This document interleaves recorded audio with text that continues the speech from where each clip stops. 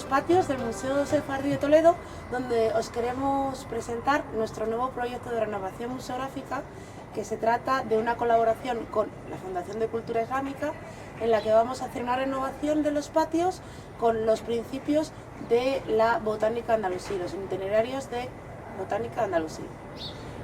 Contamos para ello con la presencia hoy de Sergio Isabel Ludeña, que nos va a hablar un poco más de este proyecto.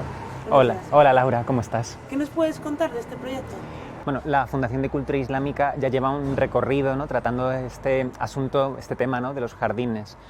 Teníamos un proyecto, una red que se llama Medomed, Paisajes del Mediterráneo y Oriente Medio, que lo que hacemos es poner en comunicación jardines botánicos, instituciones botánicas de algunos países europeos, principalmente España, con países del norte de África y Oriente Próximo. Eso permite proteger, por un lado, la diversidad vegetal y al mismo tiempo divulgar y al mismo tiempo señalar la importancia de los paisajes culturales.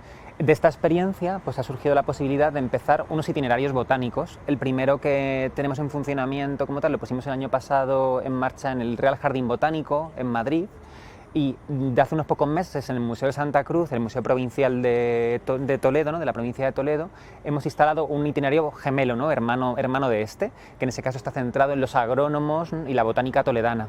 En este caso, pues hacerlo en el Museo Sefardí lo que nos permite es ampliar este contenido y que en este caso hablemos de dos cosas relacionadas con el mundo sefardí. Por un lado, las festividades judías y su relación con las plantas, y por otro lado también el mundo médico. En el caso del mundo medieval nos interesa mucho porque hablar de este canal de transmisión, de este canal de comunicación científico, nos habla de esa convivencia entre culturas, ¿no?, entre religiones a lo largo del Mediterráneo, y nos permite hacer ese seguimiento de cómo se está recuperando, ¿no?, un conocimiento, lo que ellos llamaban la ciencia de los antiguos, cómo pues se estaba empezando a estudiar de nuevo la medicina, la astronomía, diferentes ciencias naturales, y se estaban poniendo en práctica conocimientos en asuntos ya directamente prácticos. En el caso de la medicina, que es una de las cosas principales del itinerario, pues nos interesaba bastante por ese contacto constante que se puede realizar entre la medicina andalusí, ¿no?, y en relación a la medicina concretamente sefardí, donde los médicos judíos, ¿no?, del mundo medieval pues destacaron bastante. Nos interesaba establecer este proyecto con vosotros porque nos permite hablar de una cuestión que nos parece muy importante aquí en el Museo Sefardí, y es la convivencia en el mundo medieval peninsular, en Al-Ándalus. La convivencia entre las diferentes culturas y las diferentes religiones fue algo que en muchas ocasiones se dio de forma mucho más fluida, de mucho más fácil, y son los valores que queríamos recuperar desde el museo para la sociedad actual. También tenemos en este proyecto esta calidad de proyecto coral, en el que tenemos varias instituciones participando. Nos gustaría nombrar a dos de ellas sobre todo porque son las que nos han proveído con estas plantas, que son la Universidad de Alicante y el Jardín Botánico de Castilla-La Mancha. Y me gustaría también que me hablases de las plantas que habéis elegido para nosotros y por qué significado tienen. Sí, en realidad hablar de botánica sefardí o botánica, si dijéramos musulmana, ¿no?, pues no tendría sentido. Hay que hablar de una botánica, de una cultura compartida, que en este contexto es una cultura que llamamos andalusí, ¿no?, o peninsular, de estas personas, que lo que hicieron fue tener un contacto muy importante de comunicación a lo largo del Mediterráneo. El mundo islámico, ¿no?, en ese continuo, ¿no?, que se generó en el sur del Mediterráneo sobre todo, permitió recuperar conocimiento del mundo grecolatino, del mundo indo-persa, hacer traducciones, y en esas traducciones y en ese viaje del conocimiento también se incluyeron tratados que estaban relacionados con agronomía, con botánica y medicina, así como también los judíos sefardíes eran parte de esta cultura, es decir, ellos mismos usaban los mismos tratados médicos, los mismos tratados botánicos, pues lo que hicieron fue compartir y participar de estos avances científicos del mundo medieval. Entonces hemos querido, en esa pequeña selección, aquí tenemos en total 12 especies. En este patio, por ejemplo, pues tenemos arrayanes moriscos, un tipo de mirto común, tenemos cipreses, también tenemos granados, que están vinculados muchas veces con estas religiones del libro, también tenemos higuera, adelfa, olivo, ¿no?, una serie de especies que nos permiten hacer un recorrido, pues eso, por el ciclo festivo, como decía antes, ¿no?, y por exactamente cómo era la práctica médica en ese pasado.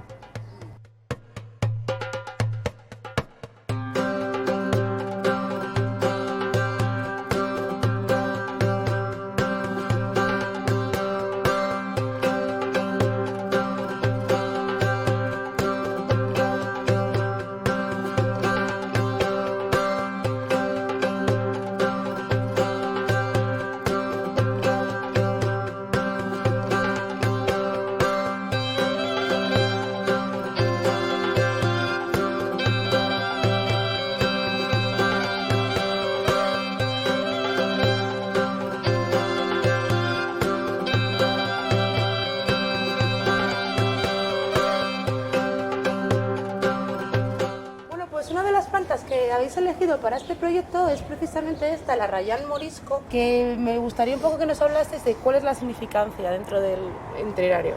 Bueno, para nosotros, para la Fundación, es una planta muy importante porque no es cualquier tipo de mirto o arrayán, es un tipo, una subespecie o variedad del mirto común. Había ido siendo poco a poco sustituido por otra variedad que venía de Italia, y eso hacía que esta planta, que fue la protagonista y que era la nativa de la península ibérica, la habitual en estos jardines medievales, pues estuviera prácticamente desaparecida. Está siendo recuperada a partir de los jardines de la Alhambra, algunas zonas de la provincia de Toledo como el Real de San Vicente, incluso aquí en Toledo ciudad en algún cigarral.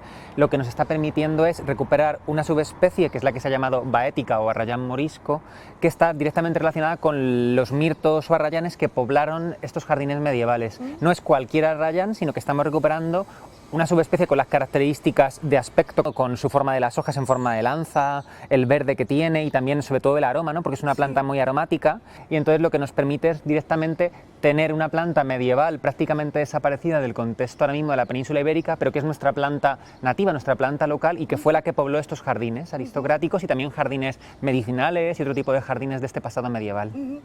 Pero es que al mismo tiempo para este itinerario era muy interesante porque los mirtos eran protagonistas también en una de las festividades judías, Sukkot. Sí, efectivamente, el mirto era una de las plantas que formaba el ramo de Sukkot. En la espiritualidad judía le prestan mucha atención a las plantas y cada una de ellas tiene un significado simbólico muy profundo. El mirto, por estas cualidades que decías, de olor, de belleza, de durabilidad, tenía el significado de la perfección del alma. Y formaba parte también de los ramos que se utilizaban para decorar lo que se llamaban las cabañuelas de Sukkot, que celebraban la peregrinación, o sea, el éxito de la peregrinación por el desierto. Sí, yo creo que es una planta, ¿verdad?, que resume muy bien todas las cualidades, ¿no?, de lo que queremos representar. Por un lado, las de la tradición cultural, la recuperación botánica y esta tradición sostenible de tener plantas, ¿no?, que se adecuan mejor al clima que tenemos ahora mismo. Y luego, por otro lado, también la parte de la mística, ¿no?, y la religiosidad judía, ¿no?, al mismo tiempo. Bueno, si te parece, vamos a ver otra especie. Muy bien. Sí. Seguimos el recorrido.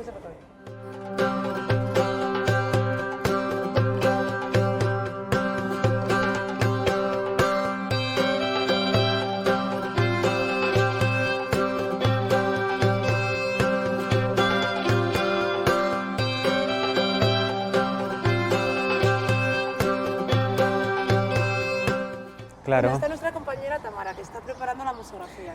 Hola, Tamara. Bueno, pues sí, claro. Otro de los árboles más interesantes que se ha elegido es el ciprés. En este caso, yo creo que fue un poco por la otra perspectiva que hablábamos que tiene el recorrido. En vez de ser por las fiestas judías, está más en relación con el mundo que podríamos llamar médico-farmacológico medieval, en el que, gracias a ese viaje del conocimiento que se hizo, de esos tratados, ¿no?, de ese interés que había por los libros en el mundo islámico, se fue haciendo cada vez más potente el estudio médico y las extracciones que se hacían de este tipo de plantas. En el caso, claro, para el mundo judío, que fue bastante conocido por sus temas médicos, pues una planta como esta tenía mucho significado. Sí, el ciprés es un árbol especialmente interesante por todas sus propiedades. Es un árbol que, bueno, que como lo tratáis en el proyecto Funci, está presente en toda la cuenca mediterránea por todo esto, por todos los usos medicinales que tuvo, pero también porque tiene un claro significado espiritual, que por eso también habíamos elegido este patio.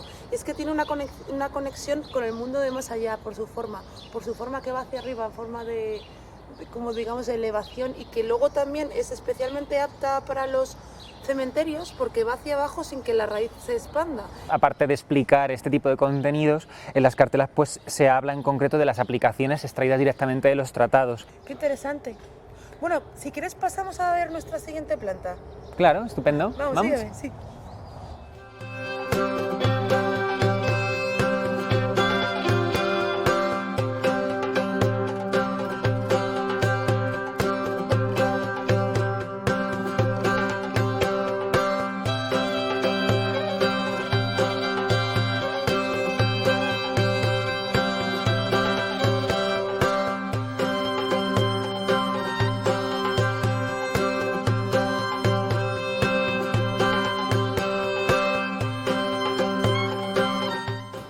Bueno, vamos a la siguiente A la siguiente planta, el olivo, que bueno, es una de las plantas más significativas de toda la cultura mediterránea.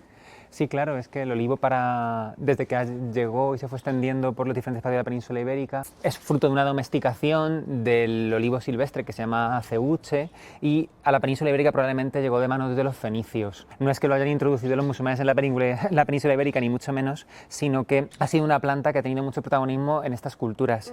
Es muy interesante y le dedicaron muchos textos también los agrónomos y los botánicos porque es una planta productiva. Al final ya se puede obtener de su drupa, ¿no?, de la aceituna, tanto directamente pues un producto de consumo, ¿no?, comiéndose directamente la aceituna, como además obtener el aceite, que fue muy importante para estos contextos. Ha sido una planta que ha tenido mucho protagonismo en estas culturas.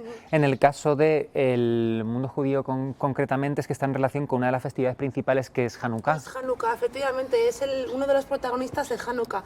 Hanukkah, la fiesta de las luces, se basa en eso, en el aceite. El aceite fue fundamental en las sinagogas porque servía para iluminar, para que se encendiera la luz de las lámparas. Y se dice que durante la toma del templo de Jerusalén estuvo asediado por 8 días y se tenía miedo de que se acabase el aceite y que no se pudiese continuar con el rezo. Y que de forma milagrosa, en la fiesta de Hanukkah, este aceite se multiplicó para que pudiera durar durante esos 8 días y desde entonces se celebra así. Hay un detalle muy bonito también de la planta, que es que el producto que venimos hablando, ese aceite de oliva, también se utilizaba para justamente hacer unos platos culinarios que han perdurado hasta prácticamente nuestros días. Por un lado, es típico pues todo este mundo del frito, ¿no?, del pescado frito y diferentes dulces fritos, en que además la cultura sefardí en torno a la fiesta todavía es típico hacer esos productos, pues son los pescados fritos y determinados dulces, ¿no?, como por ejemplo rosquillas y los buñuelos. Y me gusta que hagas alusión a eso porque precisamente la gastronomía es una de las cosas que se ha conservado de la cultura sefardí hasta nuestros días, porque el resto de la cultura sefardí, una vez que son expulsados, es sistemáticamente sepultada en el olvido. Y sin embargo, la gastronomía es algo que se sigue haciendo hasta el día de hoy. Este proyecto realmente se ha tratado de forma coral entre diferentes instituciones, en los que estamos el Museo Sefardí, el Ministerio de Cultura, también la Fundación de Cultura Islámica, pero no queremos olvidar a 2 jardines botánicos, el Jardín Botánico de Castilla-La Mancha y también la Estación Biológica de Torretes, que es el Jardín Botánico de la Universidad de Alicante. Además, el proyecto tiene un antecedente también, que es el jardín que hemos hablado, que está en el Museo Santa Cruz, que es otra parte de este itinerario botánico. ¿Desde cuándo podremos poder visitarlo? Bueno, la inauguración oficial está programada para el 12 de mayo, a lo que estáis todos invitados, y a partir de entonces esto va a ser un proyecto de exposición permanente del museo, hasta así que estáis invitados a descubrirla siempre que queráis.